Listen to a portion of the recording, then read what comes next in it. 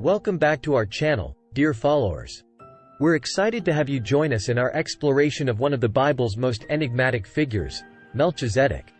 Before we dive in, we want to let you know about our upcoming 1,000 subscriber giveaway. Stick around till the end for details.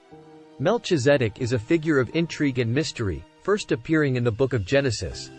But who was Melchizedek, and why is he important? Today we'll explore these questions and more. In Genesis chapter 14, we encounter Melchizedek in the aftermath of a battle, a tumultuous time for Abram, who would later be named Abraham, and his family. Let's take a step back and paint the scene before we first encounter Melchizedek in Genesis chapter 14. At this point in the narrative, a conflict of epic proportions was underway, a battle between multiple ancient kings. This was a world quite different from the one we know today, dominated by city-states each ruled by its own king. The victors of this particular battle were Chedorlaomer, king of Elam, and his allies. They triumphed over the kings of Sodom and Gomorrah, among others. In their victory, they plundered the cities they had defeated and took captives, including Abram's nephew, Lot. When Abram learned of this, he gathered his trained servants, pursued the victorious kings, and in a daring night attack, defeated them and rescued his nephew. It was after this heroic deed that Melchizedek appears in the narrative, offering Abram bread and wine and blessing him in the name of the Most High God. It's a moment of calm after the storm of battle, and it's our first introduction to this king who is also a priest, a figure of mystery who becomes a crucial piece in the grand puzzle of God's plan. Melchizedek is referred to as the King of Salem, which most scholars agree is the ancient city of Jerusalem. But he was more than a king, he was also a priest of the Most High God. Yet, unlike the later Levitical priests, Melchizedek's priesthood was unusual for his time. We're told nothing about his ancestry, which is odd considering the importance of genealogies in the Bible.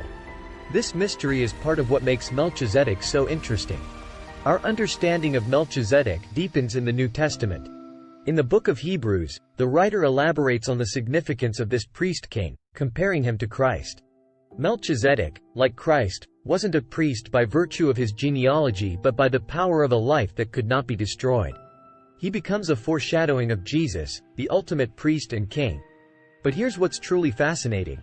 Psalm chapter 110 introduces a prophecy concerning a future messianic figure, a royal figure who will also be a priest, in the order of Melchizedek, not by lineage, but by divine appointment. This psalm, dear friends, has been quoted and referenced more in the New Testament than any other Old Testament passage.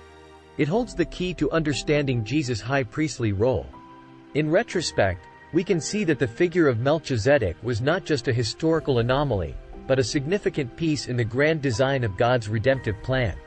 He stands as a testament to the fact that God works in ways that are far beyond our understanding, using even the most enigmatic figures to accomplish his divine purposes. Let's take a moment to pray that we, like Melchizedek, might be vessels of God's divine purposes, even when we don't fully comprehend his plan. In closing, friends, we want to remind you of our upcoming giveaway. To participate, remember to like, subscribe, and comment on our videos. Until our next exploration into the mysteries of the Bible, stay blessed. Godspeed.